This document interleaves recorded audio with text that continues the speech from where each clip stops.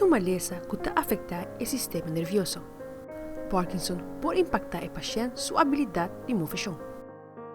It is the fastest growing neurodegenerative disorder in the world. Neurólogo Dr. Fabiola Hernandez ha comentado que a malesa de Parkinson tem diferentes tipos de severidade e pode afetar cada paciente diferente, como também tratamento da varia.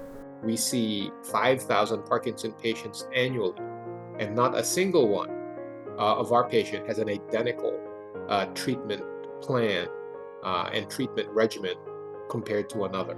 Parkinson está impactando diferentes partes do corpo, incluindo emoções. Pacientes por sofrer depressão e ansiedade, por ter problema de concentração e memória, como também problema para acordar uma palavra. Parkinson pode afetar a tripa, como também pode afetar a urina e sonho. The most obvious and the most visible ones are the tremors. Neurólogo pode confirmar diagnóstico clínico basado em sintomas. Fabiola Angela Hernandez, para a notícia.